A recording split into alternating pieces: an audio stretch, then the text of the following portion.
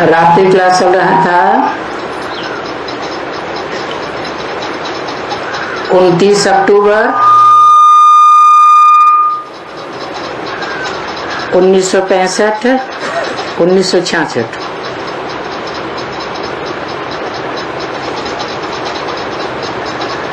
बात चल रही थी भक्ति मार्ग में भगवान के पीछे भागने के लिए, ढूंढने के लिए कितनी तकलीफें लेते हैं। आधा कल्प धक्का खाते ही रहते हैं।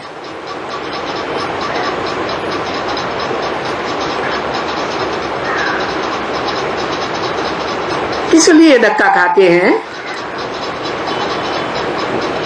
भगवान को मिलने के लिए। और भगवान तो आकर के कहते हैं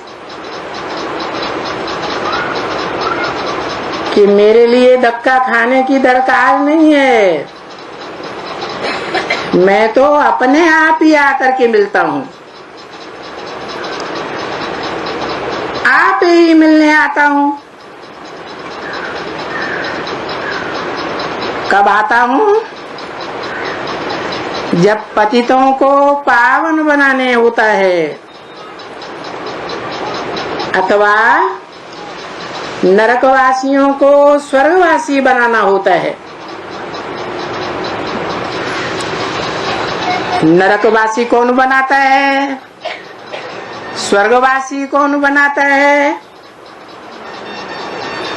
नर जिसे मनुष्य कहा जाता है वो नर नरकवासी बनाता है।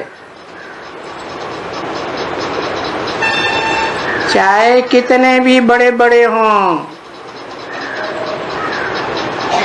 इब्राहिम बुद्ध क्राइस्ट ही क्यों न हो, सब सुख की दुनिया से नीचे दुख की दुनिया में, नरक की दुनिया में ले जाते हैं।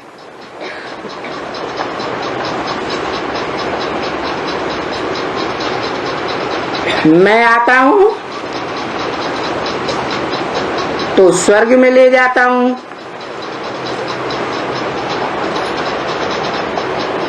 स्वर्ग में कैसे ले जाता हूँ?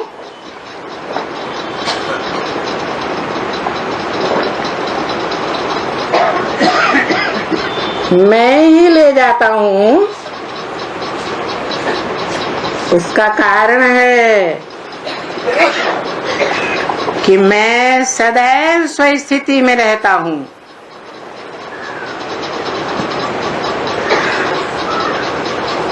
और जो मनुष्य मात्र की आत्माएं हैं वो स्वस्थिति में नहीं रहती हैं, देहभान में रहती हैं, क्योंकि अपन को देह समझते हैं।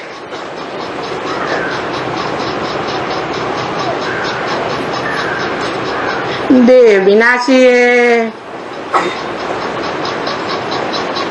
स्व माने आत्मा अविनाशी है। अविनाशी आत्मा की याद में रहने से मनुष्य से देवता बन जाते हैं। ये बात मैं ही बताता हूँ कि स्व स्थिति में रहेंगे, ज्योति बिंदु आत्मा की स्थिति में रहेंगे तो स्वर्गवासी देवता बनेंगे।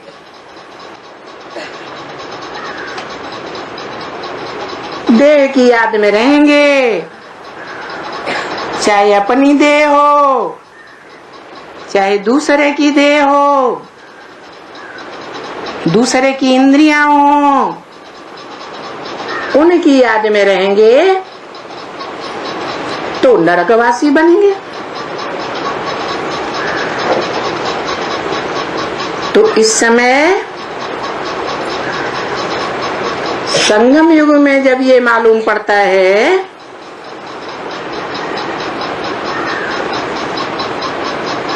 तो अंदर में अच्छी कहकाती है कि हम कैसे छी छी बन गए थे, देह को याद करते करते, देह की इंद्रियों को याद करते करते, देह के पदार्थों को याद करते करते,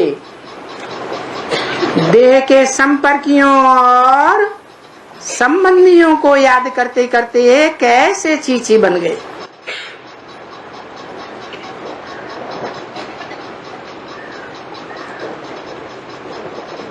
अभी बाबा द्वारा कितने अच्छे बनते हैं।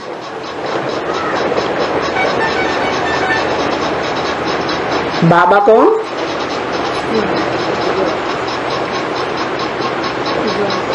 उस आत्मा का नाम क्या, जो छी से अच्छा बनाता है?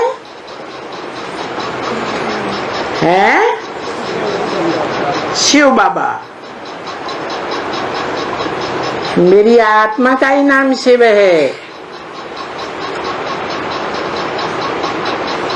औरों की देह का नाम होता है।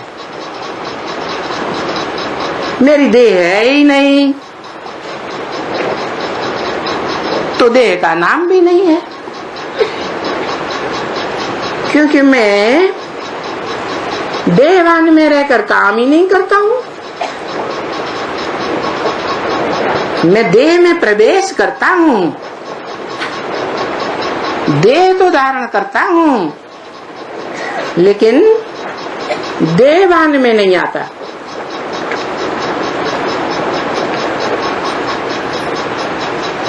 इसलिए मेरा नाम शिव है। मेरी बिंदी का ही नाम शिव है। बल शरीर के द्वारा कार्य करता हूँ, मुख से बोलता हूँ, आँखों से देखता हूँ, कानों से सुनता भी हूँ, क्योंकि हर एक इंद्रियों के द्वारा ही संबंध जोड़े जाते हैं। मैं भी आकर के तुम बच्चों के साथ इच्छा अनुसार,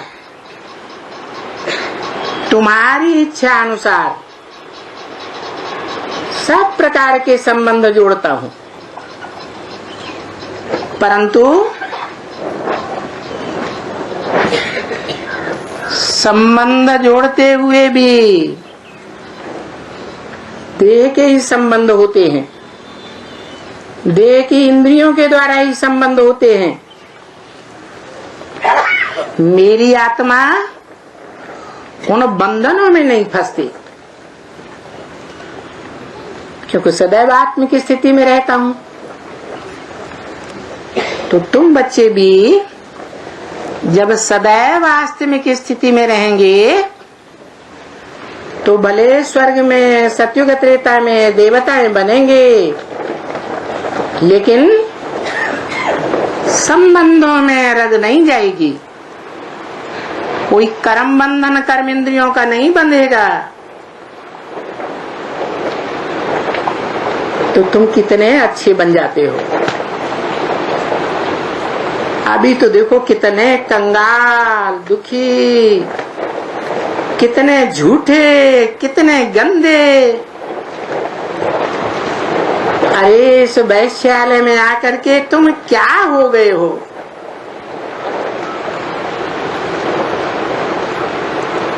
अभी बाप आकर के हमको शिवालय का मालिक बनाते हैं।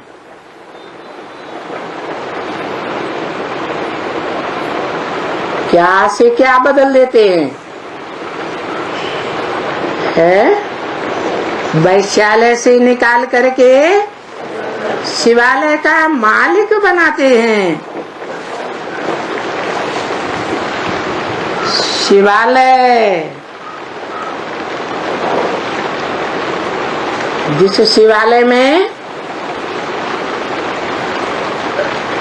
चारों ओर देवताओं की मूर्तियां रखी होती हैं, बीच में उनका बनाने वाला बाप जो मनुष्य से देवता बनाता है वो बैठा हुआ है।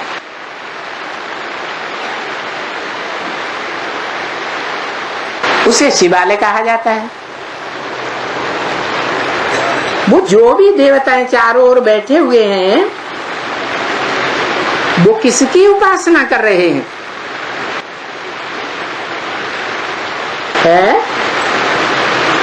एक की कर रहे हैं या अनेकों की कर रहे हैं? एक की उपासना कर रहे हैं। ज्ञानेंद्रियों से भी एक की उपासना और कर्मेंद्रियों से भी एक की उपासना। उप माने नजदीक, आसन माने आसन लगाकर बैठते हैं। एक से सुनते हैं और कोई से नहीं सुनते हैं। कहाँ की यादगार है? ये संगम युगी स्वर की यादगार है। एक से सुनना। अगर अनेकों से सुनते हैं, अनेकों की सुनाई हुई बातों पर विश्वास करते हैं, तो बाबा ने बता दिया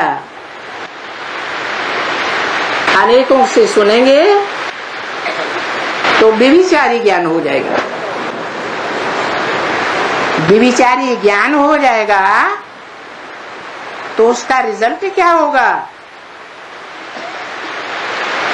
63 जन्मों में और धर्म पिताओं और उनके फॉलोअर्स से सुनने लगे पड़ेंगे। वहां भी तुम्हारे कान व्यभिचारी हो जाएंगे, इंद्रियां व्यभिचारी हो जाएंगी। रिजल्ट ये निकलेगा कि तुम और धर्मों में कन्वर्ट होने वाले, भारत को, भारतवासियों को धोखा देने वाले विधर्मी बन जाएंगे, जन्म जन्मांतर के लिए विदेशी बन जाएंगे। इसलिए बाप कहते हैं एक से सुनना है,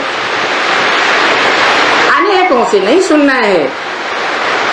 शूटिंग कहाँ हो रही है?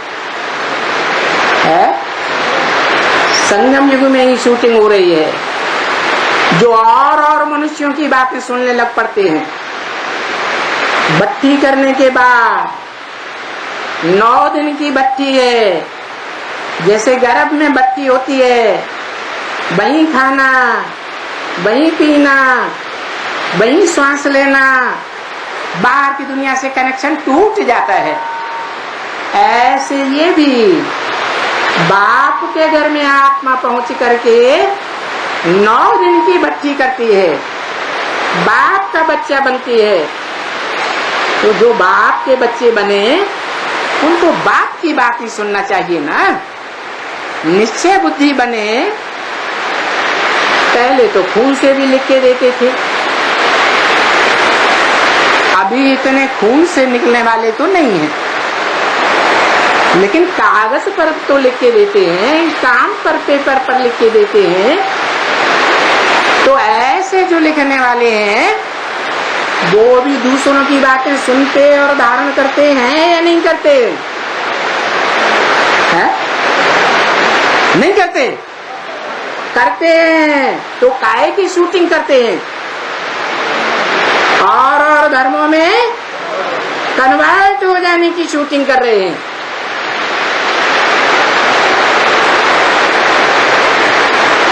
अभी रिजल्ट निकलना शुरू।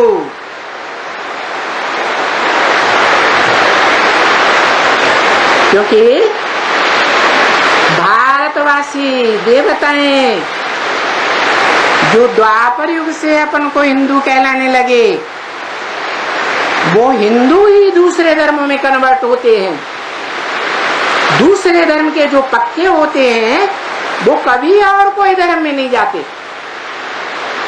दूसरों की बातें भी नहीं सुनते, दूसरों का धर्म ग्रंथ भी नहीं छूते, वो सिर्फ अपने धर्म पिता को ही मानते हैं। ये तो भारतवासी हिंदू हैं जो सतयुग त्रेता में देवताएं भी थे।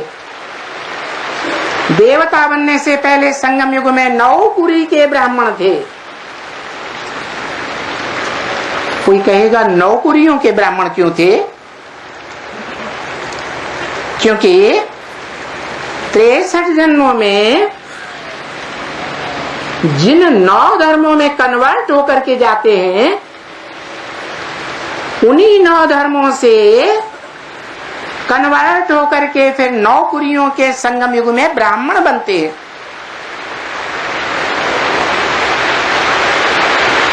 दो प्रकार के ब्राह्मण हैं। एक है पक्के पक्के मुखवंशावली ब्राह्मण,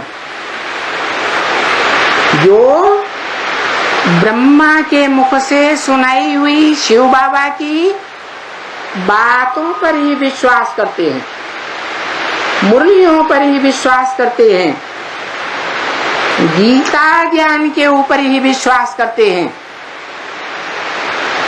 गीतापति भगवान को ही मानते हैं।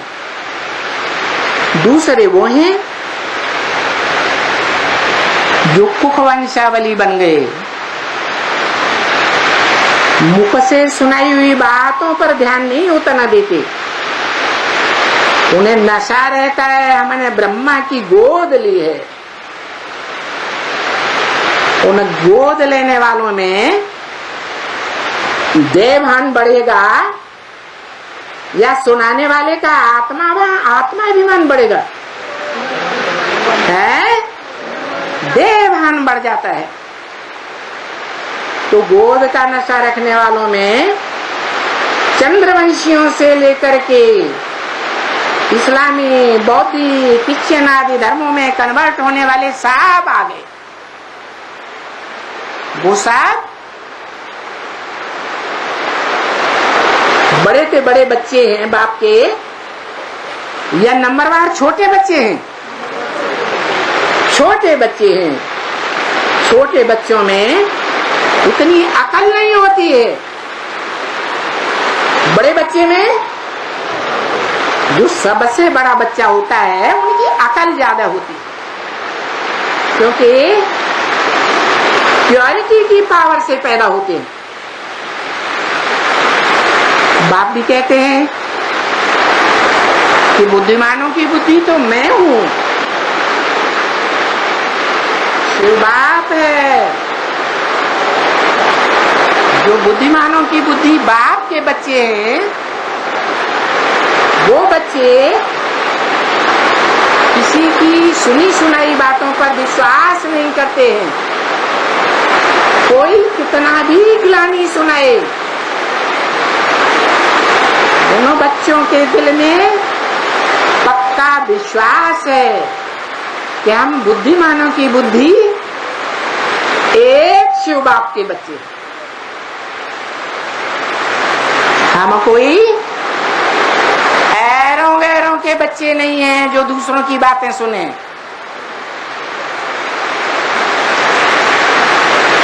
ब्रह्मा के बच्चे नहीं है दाढ़ी मूछ वाले के, वो भी मनुष्य है। इब्राहिम, बुद्ध, क्राइस्ट आदि धर्म पिताओं के भी बच्चे नहीं हैं। भले उन्होंने कितनी भी बुद्धिमत्ता से अपने धर्म की धारणाएं सिखाई हो, धर्म की स्थापना की हो, लेकिन वो कोई भी धर्म पिताएं बुद्धिमान बाप के बुद्धिमान बच्चे नहीं कहे जा सकते, क्योंकि सब धर्मों की मान्यता है कि भगवान निराकार है। मुसलमानों इस्लामियों से पूछो, भगवान निराकार है तो तुम्हारी जन्नत की स्थापना कौन करता है? कोई धर्म पिता ने तो आज तक 2500 साल के अंदर जो हिस्ट्री मिलती है मनुष्यों की, किसी ने स्वर्ग नहीं बनाया। सब धर्म पिता उनके फॉलोअर्स नरक की ओर जाते रहे। दुख की दुनिया की ओर जाते रहे, तो फिर ये जन्नत किसने बनाई? अब कहेंगे हमारे ग्रंथों में तो लिखा हुआ है कि खुदा ने जन्नत बनाई, उस जन्नत का मुखिया आदम ईव को बनाया। तो पक्का मान लेना चाहिए कि जो जन्नत बनाने वाला है वो निराकार तो नहीं होगा ना। जो कहते हैं God is truth, God is one, truth is one, दो चार बातें एक दूसरे को क्रॉस करने वाली बातें सत्य हो सकता है? हो सकता है? नहीं हो सकता है। भगवान जो आकर के सुनाता है वो गॉड इज वन है, गॉड इज ट्रुथ है, वो एक ही बात सुनाता है, उसमें कभी क्रॉस नहीं हो सकता। चाहे ब्रह्मा के द्वारा बड़ी मां रूपी गीता माता के द्वारा सुनाए, चाहे वो बाप डायरेक्ट आकर के बाप के रूप में सुनाए, और चाहे वो सुप्रीम टीचर के रूप में सुनाए, कोई भी बातों में दो क्रॉस करने वाली बातें पैदा नहीं हो सकती।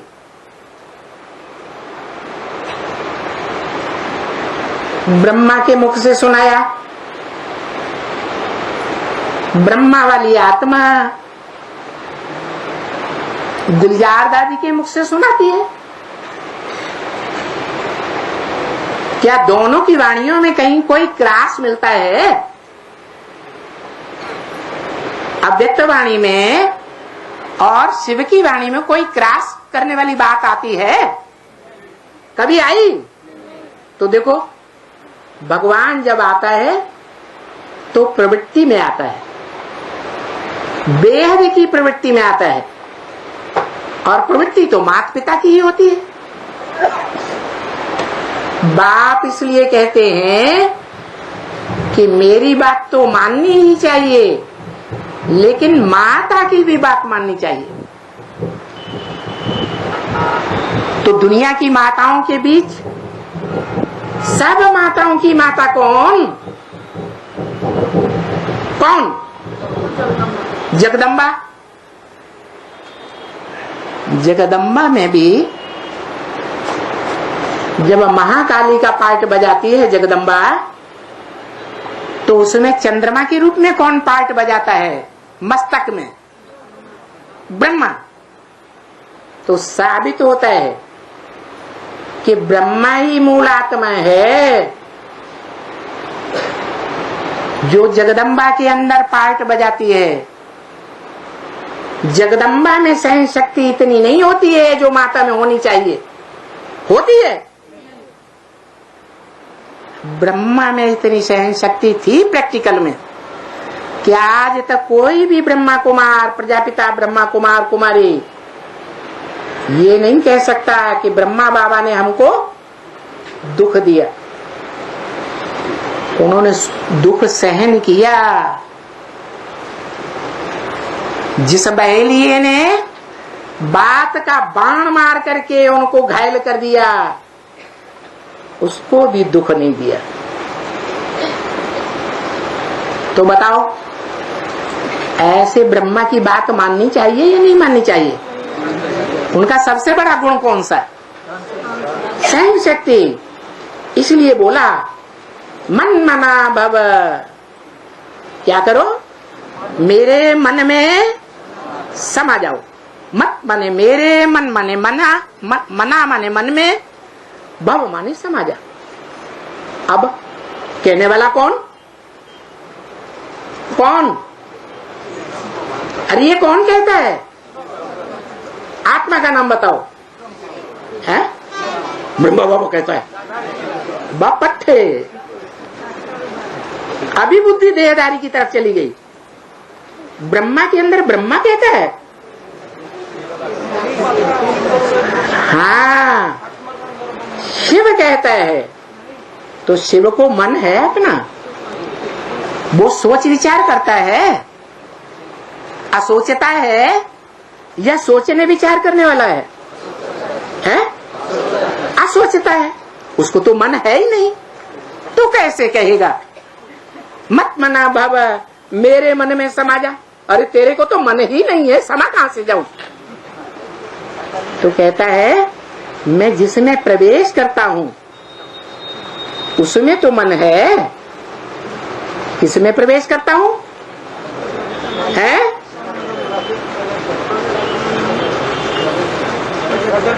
हाँ, पहले तो इस मनुष्य सृष्टि के बाप में प्रवेश करता हूं। इसलिए ज्ञान सुनाने के लिए,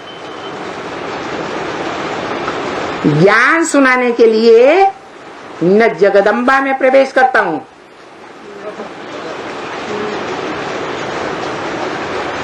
किसमें प्रवेश करता हूं? प्रजापिता में प्रवेश करता हूं, मनुष्य सृष्टि के बाप में। माता में प्रवेश नहीं करता हूं। क्या ब्रह्मा में प्रवेश नहीं किया है? ब्रह्मा नाम क्यों रखा है? अरे काम के आधार पर नाम रखे जाते हैं शास्त्रों में। ब्रह्मा ने काम किया, किसका? बड़ी माँ का, इसलिए नाम रखा ब्रह्मा। परंतु तन किसका था? पुरुष तन था। तो बात साबित नहीं होती अम्मा की, क्योंकि ब्रह्मा की तो पूजा भी नहीं होती। माता के रूप में मंदिर भी नहीं बनते, मूर्तियां भी नहीं बनती, और याद भी कोई नहीं करता। हाँ, सिर्फ संगम युग की यादगार जो ब्रह्मा के मंदिर में रहते हैं, प्रसिद्ध मंदिर है अजमेर का। कहाँ का? आजा कहते हैं भेड़, बकरी को। मेड़ माने मेढ़ा। जो भेड़ बकरियों का देश है, भेड़ बकरियां क्या करती हैं? एक बकरी जिधर जाएगी उसी के पीछे 7 चली जाएगी। बकरी कैसे बोलती है? मैं माना वो मैं करने वाली खास बकरी जो है वो कोई ब्राह्मणों की दुनिया में हुई है, जो कहती थी कि ब्रह्मा के द्वारा परमपिता परमात्मा गीतापति भगवान का पाठ बजा के चले गए। लेकिन सारा कार्य तो मां करती है ना, घर का। जगदम्बा करेगी ना, तो मुख्य तो ब्रह्मा हुआ ना। अब ब्रह्मा ने अचानक शरीर छोड़ दिया तो क्या स्वर्ग स्थापन हो गया है? भगवान क्या करता है? भगवान तो स्वर्ग स्थापन करता है, लेकिन वो बकरी क्या कहती गई? अरे ब्रह्मा ने शरीर छोड़ दिया तो क्या हुआ? इससे कोई फर्क नहीं पड़ता। ब्रह्मा का काम पूरा करने के लिए मैं बैठी हुई हूं ना, मैं स्वर्ग बनाऊंगी। बड़े बड़े पोस्टर छपा दो, ब्रह्मा के रूप में गुलजार दादी को बैठा दो, बैठा दिया कि नहीं? विष्णु के रूप में जानकी दादी को बैठा दो, बैठा दिया कि नहीं? और शंकर के रूप में जिसे महादेव कहा जाता है, बड़े से बड़ा देवता, वो मैं खुद बैठी हुई हूं। मैं स्वर्ग स्थापन करूंगी। अरे तुम्हारा बाप वो ही आया राम गया राम होके चला गया, धर्म पिताओं की तरह। स्वर्ग स्थापन हुआ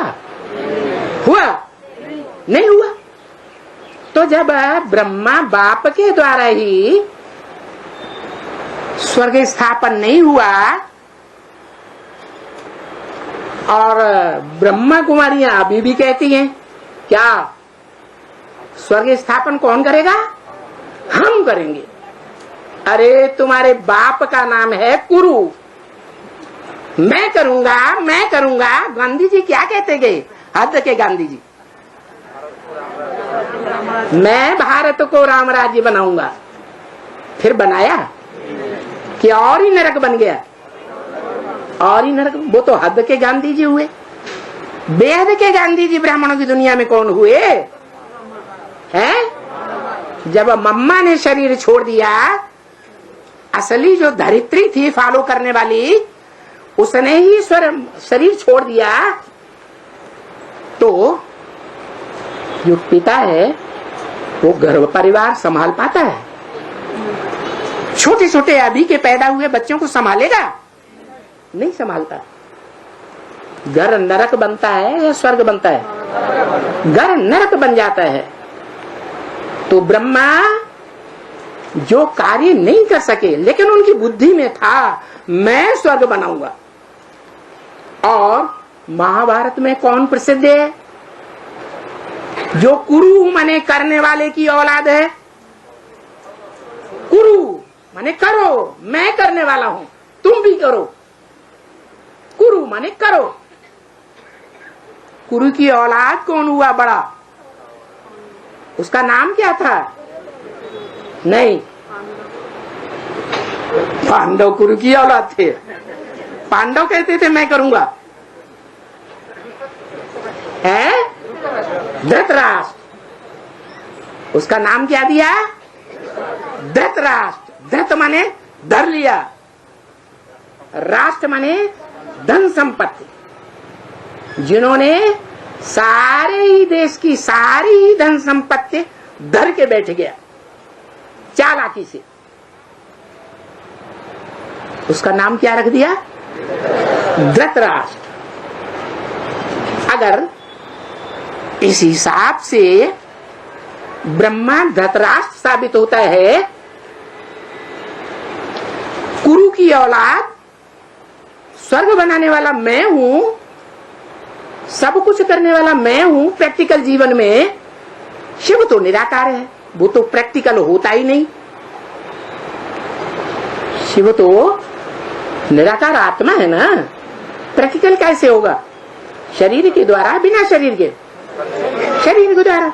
तो प्रैक्टिकल उन्होंने समझा मैं हूं, क्योंकि मैं ही गीता का साकार भगवान हूं, गीतापति भगवान हूं। तो दुनिया में जितने भी अपने को शिवो हम करके बैठ गए, ब्रह्मास्मि, हम ही ब्रह्मा हैं, हम ही भगवान हैं, ये कह करके बैठ गए, उन्होंने दुनिया को नरक बनाया या स्वर्ग बनाया? नरक बनाया। ऐसे धृतराष्ट्र, उन्होंने ब्राह्मणों की दुनिया की सारी धन संपत्ति अपने कब्जे में कब कर ली है? कब की?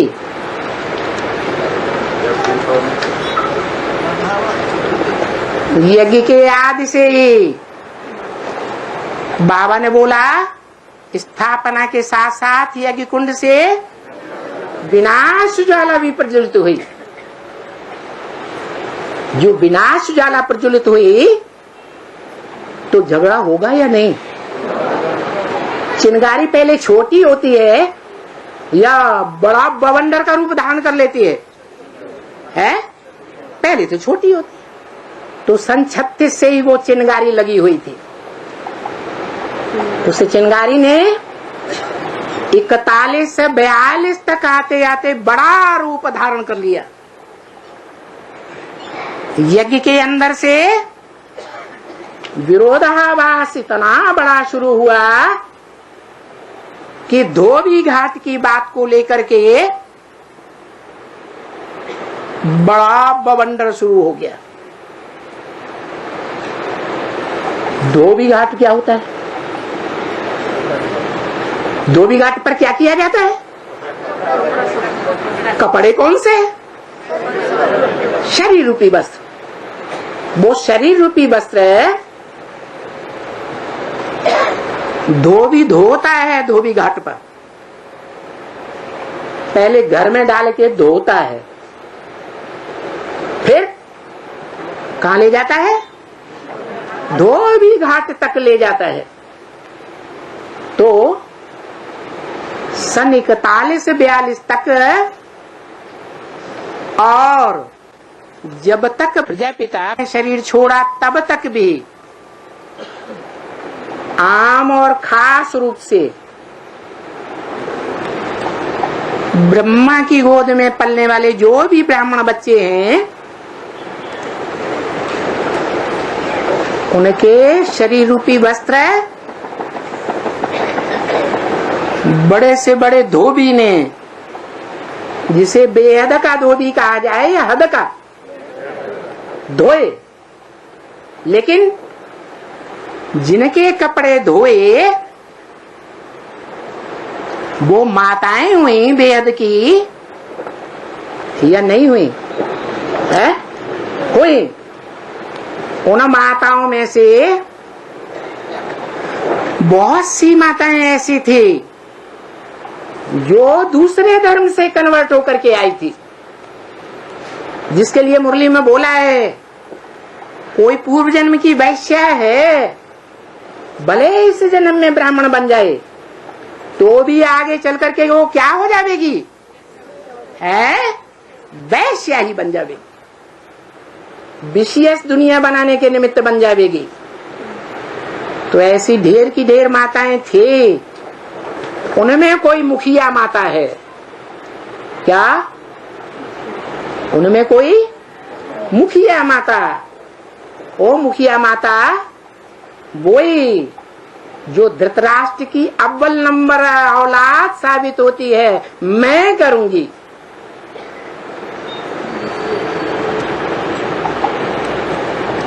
क्या करूंगी? क्या करूंगी? स्वर्ग स्थापन मैं करूंगी। कैसे बन गई?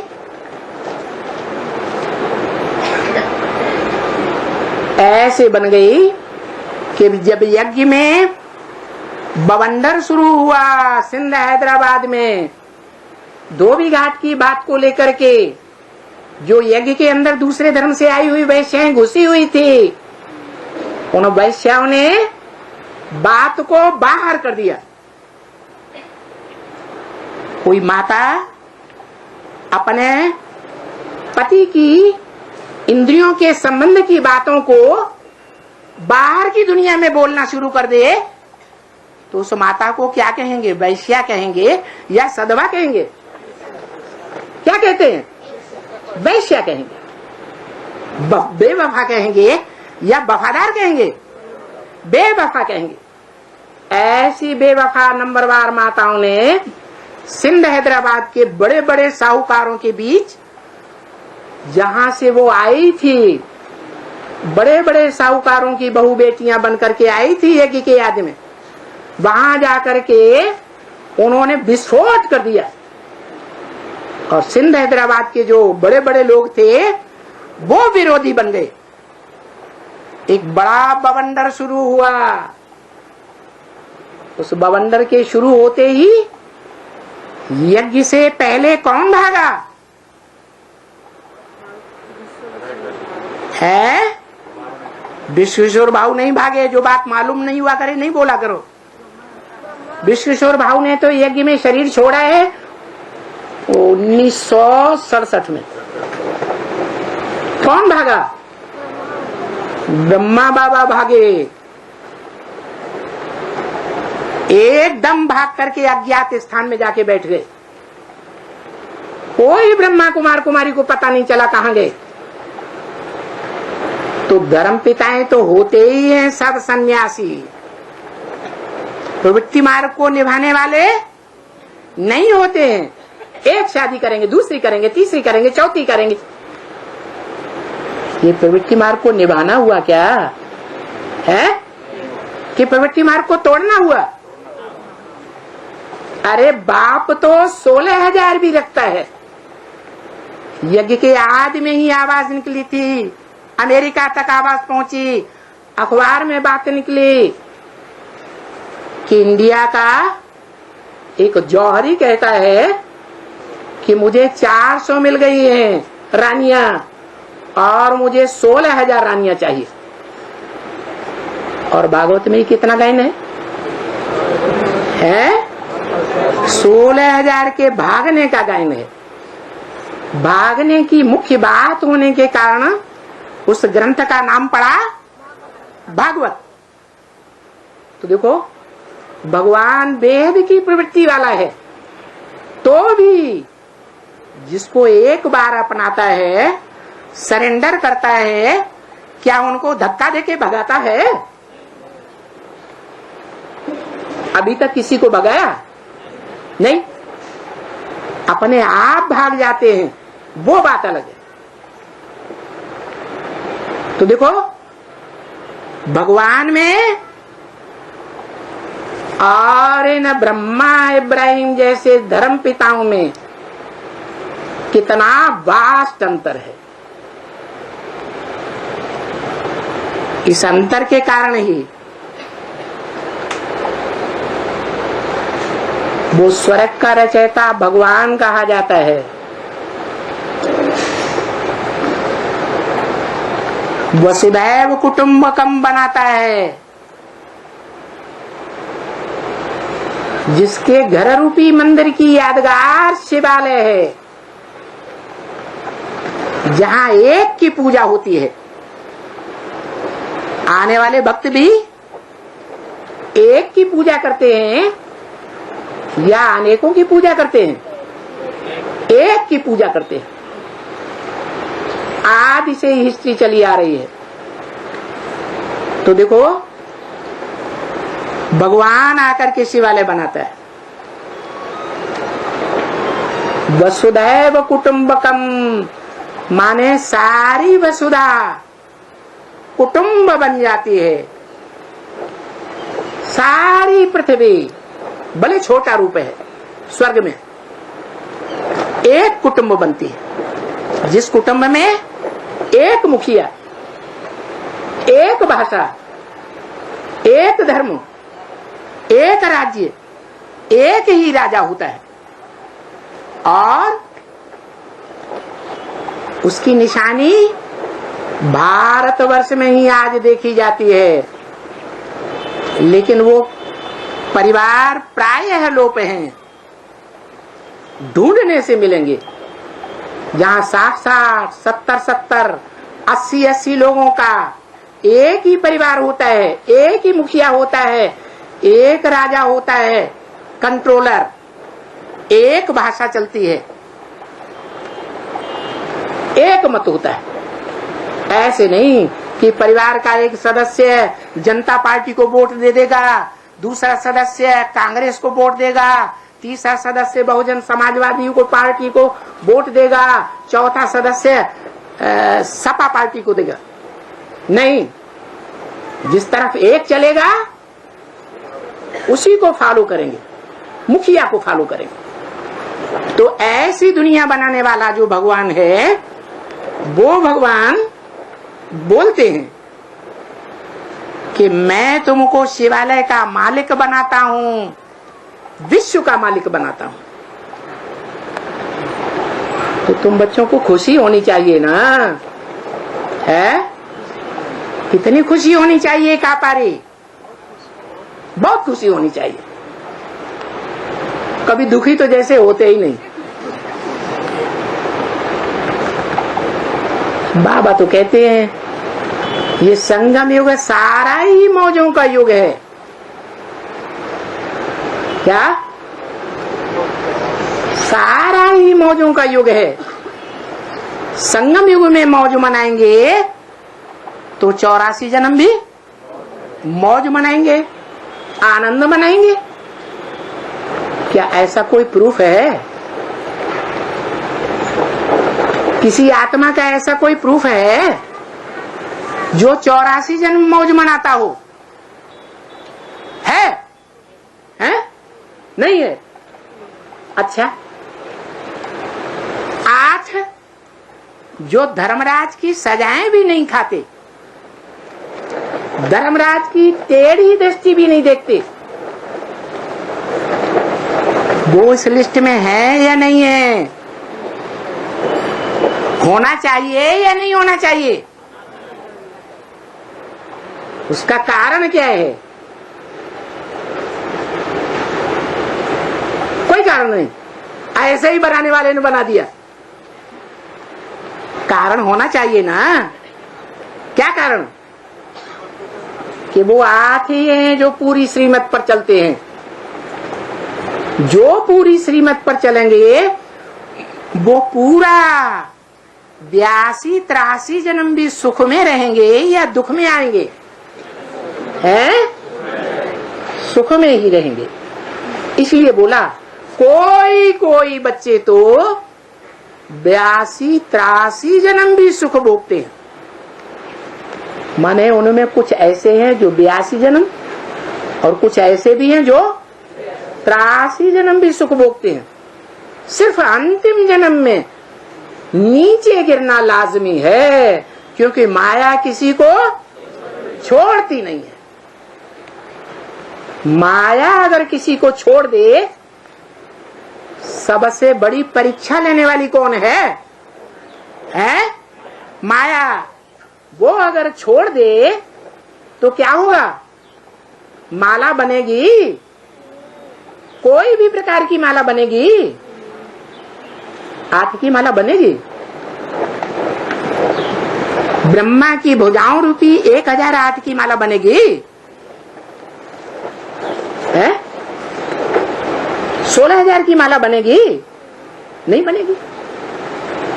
अरे ये तो मुख्य मालाएं हैं। 4.5 लाख जो असल सूर्यवंशी हैं, उनमें भी नंबरवार हैं, वो माला भी नहीं बन सकती। जो सतयुग के 9 लाख हैं, उस लिस्ट में आने वालों की माला नहीं बन सकती।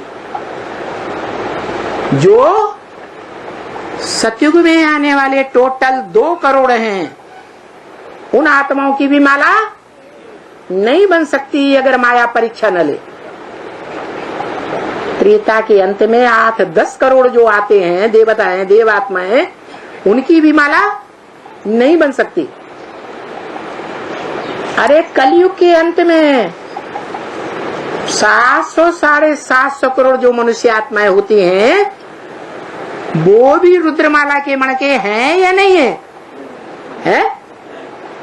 शिव बाप के बच्चे हैं या नहीं है? उनकी भी माला नहीं बनेगी। तो ज्यादा आत्माओं की संख्या ऐसी है जो श्रीमत पर नहीं चलती हैं, दूसरे धर्म में कन्वर्ट होती हैं, दूसरे देशों में कन्वर्ट होकर के जाती है। उनकी निशानी बता दी। मालूम है क्या निशानी बता दी? तो मुरली में निशानी बताई है, जो और धर्म में कन्वर्ट होने वाले होंगे वो श्रीमत की एक बात मानेंगे और दूसरी बात नहीं मानेंगे। ये पक्की निशानी है। कम से कम मानना तो चाहिए, है? अरे जानने की बात अलग, गहराई तक जो सच्चाई है उसको मान तो लेना चाहिए, लेकिन वो पहले नहीं मानेंगे। कब मानेंगे? जब लास्ट में धर्मराज के डंडेबाजी शुरू होगी तो मान जाएंगे। ये भूत हैं, भूत। भूत कौन बनते हैं? हाँ, छोटा बच्चा भी बता रहा है, जो बाप के डायरेक्शन पर नहीं चलते हैं पूरे, वो भूत प्रेत बनने वाली, दूसरे धर्म में कन्वर्ट होने वाली आत्मा अर्थात मनुष्य आत्मा बनते हैं। चाहे वो ब्रह्मा कुमार हो, प्रजापिता ब्रह्मा कुमार हो, असली तो बात दूसरी है। चाहे वो ब्रह्मा कुमार कहलाने वाले हों, चाहे इब्राहिम के इस्लाम धर्म में कन्वर्ट होने वाले हों, बौद्ध धर्म में कन्वर्ट होने वाले हों, क्रिश्चियन धर्म में कन्वर्ट होने वाले हों, वो आत्माएं श्रीमत की कोई बात को, हाँ, कोई बात को मानेंगी, कोई बात को नहीं मानेंगी। उन्हीं की निशानी है कि पूरी श्रीमत को न मानने के कारण वो पाप कर्म करेंगे या नहीं करेंगे? करेंगे। जो श्रीमत के पूरे जानकार होंगे, कम से कम आम रीति से, खास नहीं, खास खास वाले तो मुख्य मुख्य मालाओं में आ जाते हैं, लेकिन आम रीति से जो श्रीमत को जानने वाले हैं वो असल सूर्यवंशी हैं। वो सूर्यवंशी बच्चे कम से कम भगवान बाप की बोली हुई हर बात को मानेंगे जरूर। पूरा जानने के लिए प्रयत्न करें या न करें, चलने के लिए प्रयत्न करें या न करें, दूसरों को चलाने के लिए पुरुषार्थ करें या न करें, लेकिन क्या जरूर करेंगे? मानेंगे जरूर सच्चाई को। और जो सच्चाई को मानेंगे, ट्रुथ को मानेंगे, वो ही भगवान बाप के साकार और निराकार रूप को मानेंगे, भगवान के साकार प्रैक्टिकल रूप को भी मानेंगे। जो नहीं मानते हैं वो पाप कर्म करते हैं जन्म जन्मांतर, और पाप कर्म करने के कारण और धर्मों में कन्वर्ट होने के कारण भूत प्रेत बनते हैं। अचानक शरीर छोड़ते हैं वो भूत प्रेत बनते हैं। कौन अचानक शरीर छोड़ते हैं? वो अचानक शरीर छोड़ते हैं जो पाप कर्म करते करते बोझा बहुत चढ़ जाता है, तो बोझा कम करने के लिए उनको निर्धारित समय के लिए भूत प्रेत बनना पड़ता है, क्योंकि शरीर के बगैर कर्म बंधन नहीं बंधता है, इसलिए उनको सूक्ष्म शरीर मिलता है। भूत प्रेत बन जाते हैं। ब्रह्मा को क्या कहेंगे? अरे सब मनुष्य मात्र का बाप, जो सारी मनुष्य सृष्टि का पहला पत्ता है, उसको क्या कहेंगे? पाप करता है या नहीं करता? भूत प्रेत बनता है या नहीं बनता? बनता है। क्यों बनता है? क्योंकि जो बाप कहते हैं, कहना चाहते हैं, उस बात की गहराई को बच्चा बुद्धि होने के कारण पूरा समझता ही नहीं है। अरे बात को तो बाद में समझे, वो बाप को ही नहीं पहचान पाता। यज्ञ के आदि में बाप को पहचाना, बीज बोने वाले को, वो तो ठीक है। दुनिया का कोई भी बच्चा शुरुआत में अपने बाप को नहीं जानता है, लेकिन थोड़े समय के बाद जानता है कि नहीं है? माँ परिचय देती है तब तो जान लेता है, फिर भी नहीं जानता। हर बच्चे को माँ परिचय देती है, ये तुम्हारा बाप है। वो स्वयं ही माँ है, स्वयं ही अपने मुख से बोला हुआ है मुरली में कि बाप का पार्ट किसका है। जो सारी मनुष्य सृष्टि का बाप है वो कौन है? मुरली में ही बता दिया, ब्रह्मा के मुख से ही बोल दिया। इन लक्ष्मी नारायण का जन्म कब होगा? आज से 10 वर्ष कम 5000 वर्ष हुए, माना 76 में। तो ब्रह्मा की बुद्धि में बैठा कि 76 में वो आत्मा अपने स्वरूप को पहचान लेती है, अपने जो असली स्वरूप है जन्म जन्मांतर का, बड़े से बड़ा ओहदे वाला स्वरूप है, वो अपने स्वरूप को जान लेती है कि मैं इस मनुष्य सृष्टि का हीरो पार्टधारी हूं। नर से नारायण बनने वाला मैं खुद हूं, नर से प्रिंस बनने वाला नहीं। क्या बनने वाला? नारायण बनने वाला। उस नारायण की भी पहचान बता दी। क्या वो पहचान यहां संगम युग में भी देखने में आएगी या नहीं? क्या पहचान बताई कि 84 जन्मों में भी जितने भी युद्ध होते हैं, 63 जन्मों में खास, उन सभी युद्धों में उसकी विजय ही विजय होती है। कभी हार, अंतिम हार नहीं हो सकती, बीच में कुछ भी होता रहे। ये पहचान है खास। उस पहचान के आधार पर वो नारायण वाली आत्मा को यहाँ पहचान सकते हैं या नहीं पहचान सकते हैं? पहचाना जा सकता है। और भी एक बात, सत्यम शिवम सुंदरम बाप का बच्चा, ट्रुथ गॉड फादर का बड़ा बच्चा, जो बाप कहते हैं मैं तुम बच्चों को नंबरवार आप समान बनाता हूं, तो नंबरवार की लिस्ट में आने वाला कोई 100% बच्चा जिसकी यादगार सत्यनारायण की कथा है नहीं, घर घर में गाई जाती है नॉर्थ इंडिया में। उस सत्य बाप को, जो सच्ची सच्ची आत्माएं इस दुनिया की होंगी, जन्म जन्मांतर जिन्होंने सच्चे कर्म किए होंगे, वो पहचानेंगी या नहीं पहचानेंगी? वो ही पहचानती है। वो सत्य बाप जो 16 कला संपूर्ण नारायण कहा जाता है, जिस नारायण की यादगार सतयुग में गाई जाती है, हे कृष्ण नारायण वासुदेव, माने कृष्ण, वासुदेव और नारायण कौन से युग में हुए थे?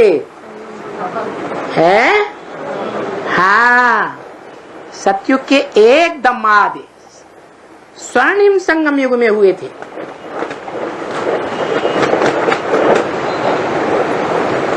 वो सारी मनुष्य सृष्टि का बीज है। ये बात ब्रह्मा बाबा की बुद्धि में बैठी कि मनुष्य सृष्टि का बाप वो नर से नारायण बनने वाला कौन है? बैठी।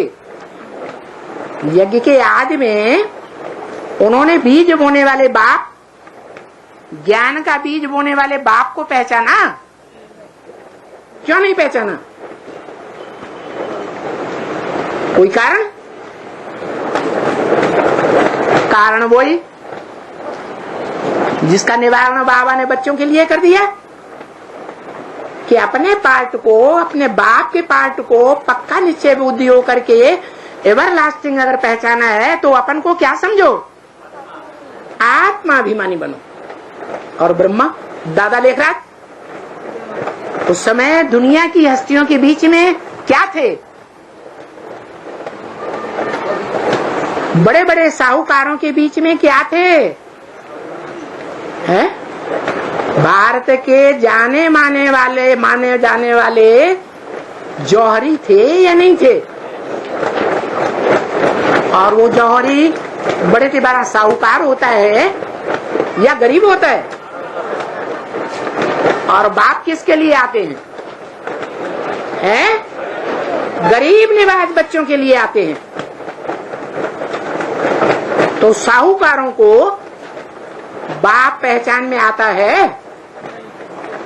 आज भी दुनिया के जो बड़े बड़े साहूकार हैं, धृतराष्ट्र बने बैठे हैं, सारे देश की धन संपत्ति को अपनी मुट्ठी में किए हुए बैठे हैं, यहाँ तक कि गवर्नमेंट को भी अपने आधार पर चलाते हैं। गवर्नमेंट के जो बड़े बड़े ओहदेदारी, एमपी, एमएलए, मिनिस्टर्स, अगर उनको पैसा नहीं मिलेगा तो वो इलेक्शन में जीतेंगे? हैं? नहीं जीते। वो सब अधीन पड़े हैं दुर्योधन दुशासन की लिस्ट में आने वाले। दुष्ट युद्ध करते हैं, दुष्ट शासन चलाते हैं, पब्लिक को बेवकूफ बनाते हैं। रिजल्ट क्या होता है? पब्लिक ज्यादा से ज्यादा तादाद में, भारत की गवर्नमेंट पब्लिक को गरीब बनाती जा रही है या साहूकार ज्यादा तादाद में बनाती है? गरीब गरीब बनते जाते हैं और साहूकार और ही बड़े साहूकार बनते जाते हैं। ये है कुरु का कौरव राज्य। कौरव नाम ही इसीलिए पड़ता है। कुरु की औलाद माने कौरव एकमात्र बढ़ती है। ब्रह्मा की औलाद ब्राह्मण, विष्णु की औलाद वैष्णव। ऐसे ही ये अहंकारी कुरु जो समझता है मैं ही करने वाला हूं दुनिया में, भगवान कोई और नहीं होता, वो कुरु की औलाद हैं। तो कुरु की औलाद में पहला कौन हुआ? बड़ा, जो बड़ा कौरव कहा जाता है। अरे कौरवों में बड़ा कौन था? है? उसका बाप कौन था? तो बाप बड़ा या बच्चा बड़ा? धृतराष्ट्र। तो ब्राह्मणों की दुनिया में धृतराष्ट्र कौन हुआ? कब हुआ? यज्ञ के आदि में ही बाप को छोड़ करके भाग गया, धोखा दे दिया उस बड़े बच्चे ने। धोखा देने का रिजल्ट क्या हुआ है? मुरली में क्या बोला रिजल्ट है? बाप की लाश को भी गुम कर दिया गया। बोला या नहीं बोला? बोला। और जब लाश गुम हो गई तो ब्राह्मणों की दुनिया का जो मुखिया था वो ही खत्म हो गया। तो सत्ता किसके हाथ में आ गई? सन 47 से जब मुरलियां चलना शुरू हुई ब्रह्मा के मुख से, सारे ब्राह्मण परिवार की सत्ता किसके हाथ में आई? ब्रह्मा के हाथ में आ गई। तो देखो, ब्राह्मण परिवार कहो, भारत का असली परिवार कहो, भारत माता के असली पुत्र कहो, वो तो पहले ही जा चुके थे। बाप के जाने के बाद वो यज्ञ से चले गए। जो चले गए वो यहाँ सब बैठे हुए हैं, क्योंकि बाप को ही, भगवान बाप से बड़े बच्चे को वर्षा मिल गया था। बड़ा बच्चा अलग होता है तो बाप दादे की प्रॉपर्टी बड़े बच्चे को दी जाती है या नहीं है? दी जाती है। तो बाप ने भी प्रॉपर्टी दे दी, लो ये ज्ञान के बाण ले जाओ, बुद्धि रूपी तर्कश ले जाओ, और ये पुरुषार्थ कराने वाला शरीर रूपी धनुष ले जाओ। जिस धनुष के बारे में बोला है, क्या बोला है? उस धनुष को किसने तोड़ा, किसने उठाया है? राम ने तो तोड़ा, लेकिन उठाया किसने है? सीता ने उठाया। और रावण भी उसको हिला नहीं सका। कैसा धनुष? ऐसा धनुष है, ऐसा शरीर रूपी धनुष है जिसके बारे में मुरलियों में बोला है, शरीर सड़ते जाएंगे और आत्मा पावरफुल होती जाएगी। और वो पावरफुल आत्मा सड़े हुए शरीर के द्वारा भी जो दुनिया का बड़े से बड़ा काम है शिव बाप का, वो भी संपन्न करके दिखाएगी। तो धनुष पावरफुल हुआ या कमजोर हुआ? पावरफुल हुआ। तो यज्ञ के आदि में ही पुरुषार्थ रूपी धनुष दे दिया, ज्ञान के बाण दे दिए, ज्ञान के बाण रखने के लिए बुद्ध रूपी तरकश भी दे दिया। जाओ, अलग हो जाओ, कमाओ और खाओ। अब इस यज्ञ से तुमको कुछ भी, ब्राह्मणों के यज्ञ से अब तुम्हें कुछ भी नहीं मिलने वाला। तो वो सारे सूर्यवंशी बच्चे जो बाप के शरीर छोड़ने के बाद चले गए थे, वो अभी भी यहाँ बैठे हुए हैं और सारे भारत में बैठे हुए हैं। उन सबको नंबरवार अपने बाप की तरह, रुद्रमाला के मड़के हैं ना, छोटे बड़े मड़के हैं ना, हैं? पावर है या नहीं है? निराकारी स्टेज की है। उस पावर के आधार पर उनको नंबरवार बुद्ध रूपी तरकश मिला हुआ है। सबको बुद्ध रूपी तरकश में रखने के लिए ज्ञान के बाण मिले हुए हैं और पुरुषार्थ करने के लिए धनुष भी मिला हुआ है।